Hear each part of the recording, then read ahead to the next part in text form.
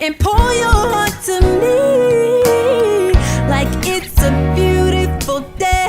Though sun's not shining on us, the clouds are... Hi everyone, it's me, Devyn Kelly, and I want to welcome you to episode 4 of Change the Narrative. This is my platform and I'm so happy to share with y'all. We are here and we just be talking and vibing and singing. And speaking of singing, I want to wish a happy birthday to a very special angel, Miss Back, forth and go back. Let me see you go back, forth and go back. Miss Aaliyah, oh my gosh, Aaliyah, Miss Aaliyah. Aaliyah means so much to the music community still, even though she didn't have as long as a career that I think everyone expected her to have. The longevity that she was destined to have was cut short by a tragic plane accident, and I'm still upset just at the thought of it. Just being an artist and knowing that somebody had a bright future set out for themselves and it was cut short by an accident just really hurts me.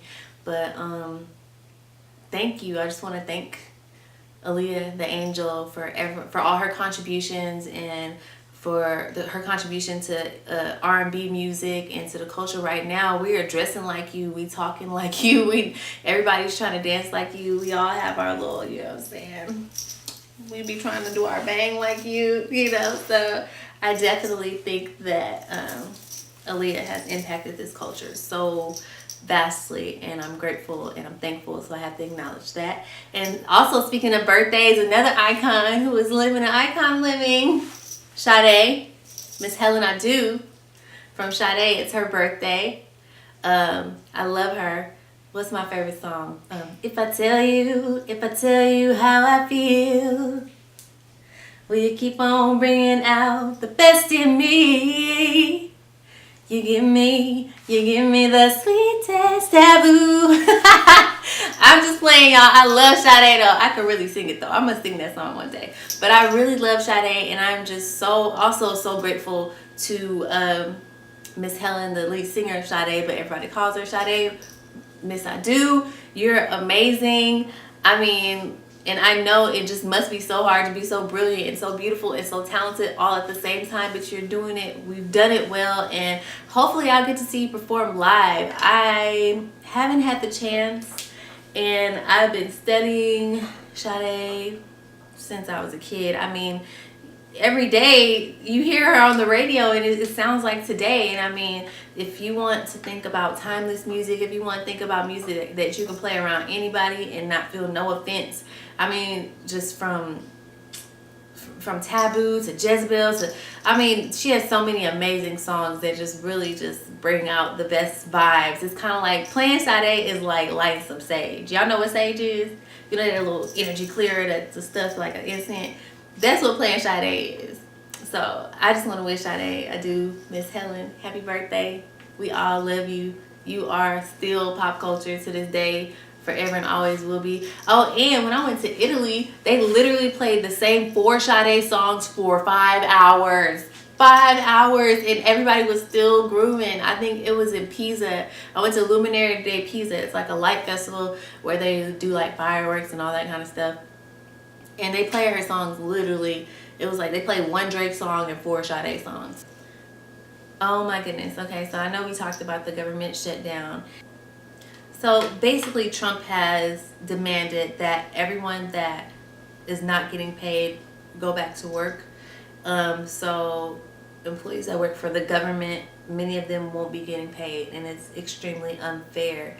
And also, what we fail to realize while we're all just complaining about our president is that there are a lot of people that work in maybe border security or work in other areas of security that are going to be off work, and that could make it a little easier for immigrants to get here, which gives more of a reason to forcefully build a wall. Did you guys see when Clemson, the guys who won like the college version of the Super Bowl, went to the White House and they served fast food? All that MSG. Let me tell you something. I just and also the excuse for serving the fast food was because of the government shutdown. It's basically we're basically being forced into a place to agree with this building of a wall. And to me, I'm not at the White House. I don't know much about that as many people, who in the regular world, we only know what we hear and what we see. But I think that was just highly disrespectful. Maybe we should have canceled the dinner until you guys could hire a chef. I mean, to think a lot of athletes these days might be vegan, they might not eat gluten.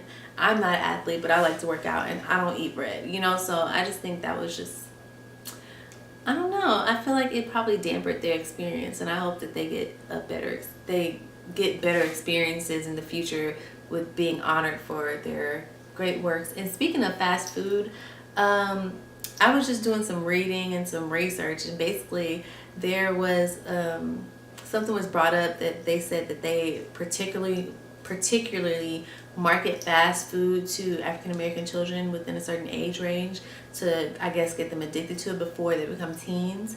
And that shook me, because I remember when I was younger and I used to want the McDonald's and I used to demand certain things, and it's really a sickness. It truly is. And I feel like it's just as much of a sickness as alcohol or drugs.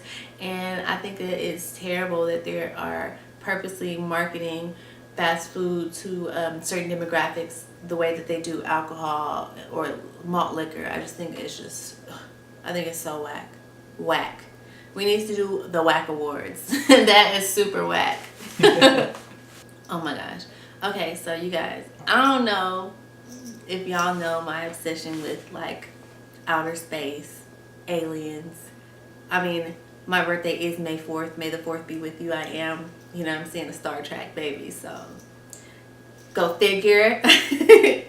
But a Harvard professor came up with a theory that really interests me. When I wake up in the morning, sometimes I like to, read the New York Post or whatever. It's not like they just bring the news to your doorstep, so you gotta look for it. And I read.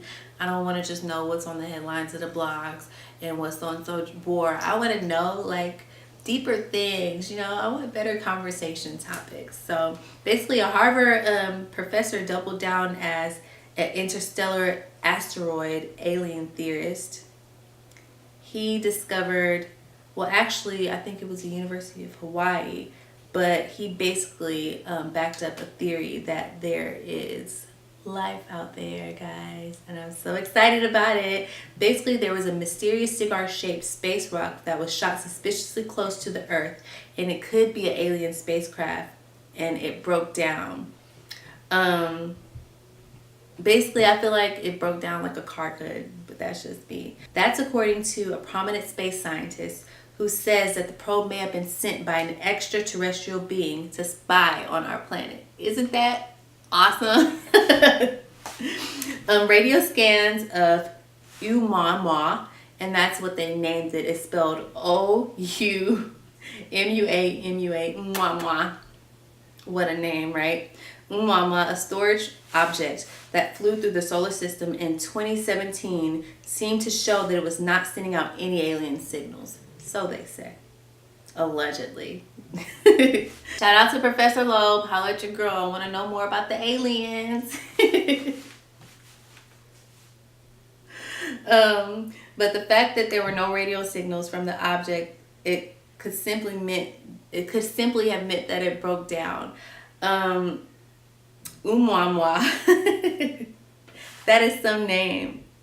But basically they're saying that Oumuamua, it was like a cigar-shaped spacecraft, and basically extraterrestrials shot it out as a signal to see if someone would find it. And I know it sounds weird, and we all have these little conspiracies, but I really don't think that Professor Loeb would put his whole career and probably his whole life of studying outer space and the stars and the planets and looking for extraterrestrial beings. I don't think that he would put his whole all his credentials on the line for just a theory. So I'm kind of believing it. And he says as soon as we leave the solar system, he thinks that there will be a great deal of traffic. And he says honestly, he thinks that we may be greeted by other life, or we might find the remains of other tribes in outer space. But although they said that there were no signs of life or any radio signals coming from it, I mean, just as anything else that travels, things break down, there are malfunctions, you know, we don't know everything. So we'll see. I'm going to keep you guys updated on that because I'm kind of with the alien thing. You see my eyes, my hair color. You know, we're going to talk about music, we're going to talk about sports, outer space, but we're also going to talk about ways that we can give back. And I think maybe a week and a half, 2 weeks ago, there was a young man. His name is Teighlin. Hi, Teighlin. He was involved in a terrible accident. He wasn't driving. He was actually hit by an out of control SUV. And right now he's in Texas. I don't know where. He's in Texas, and he's been in the hospital. He's had a couple surgeries, and right now I think that everything's gonna be fine, but there's always something we can do to help. So I'm so happy that they set up a Teighlin medical recovery GoFundMe, and it goes directly to him and his family. I think he has 3 more surgeries, and the cost of the surgery is probably going to be about $200,000 or more. And the GoFundMe is only for $50,000. So far, they have $4,085, and I'm just hoping that some of my viewers can come and give a couple dollars to Teighlin. He's a high school senior, and literally he got hit and he can't use his legs right now. He's in surgery, and we just want to make sure that Teighlin has a great rest of the senior year. Even if he's chilling, Netflix and chilling and recovering, we want to make sure that he's comfortable and that bills are not his discomfort or even on his mind. He's pretty much, I mean, he's a grown boy, but he's in high school, and he should be thinking about college and furthering his education or what business he wants to start, not about an accident that he had nothing to do with. So my prayers are with you, Teighlin. I hope that all my friends that are watching, hope you guys go to the link that I'm going to put at the end, which is a GoFundMe, and help Teighlin out, even if it's like $20 or $30. Every little bit help. $5, $2, every single little bit will help, and I'm sure that he'll be grateful for it. So God bless you, Teighlin. I wish you a speedy recovery, and I know that everything's gonna be great. So I don't know. Okay, so I be trying not to be on Instagram, but sometimes it's so funny. Like, I try to focus more on work, but Instagram is so funny. And recently, Soulja Boy, who I think is really cool, he's out half about the bed, turn my leg. He gonna be like, look, all these R&B chicks, they on me. But anyways, he's been like, Tyga had the biggest comeback in 2018. Tyga.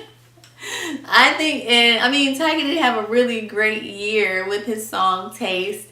And I mean, I could not go a day without hearing that song at least like 7 to 10 times, like just casually. So it's a huge song. But Soulja Boy is so cool, and I don't think he's ever lost his shine. I don't know why he's so mad. But I feel like it's very interesting, the theories that he's bringing up about how he kind of started social media crazes, and he started the whole telephone blogging and the videos, and he started basically songs on ringtones. And now that I kind of remember, he was very, very crafty in his approach. He was extremely entertaining, and he also made ringtones pop. I think he made like 15 million. I don't know how many. Soulja Boy made a lot of money in ringtones. And I remember a couple weeks ago, I had an interview with Callahan Walsh for something else. But he was telling me how he was in a production group called The Runners.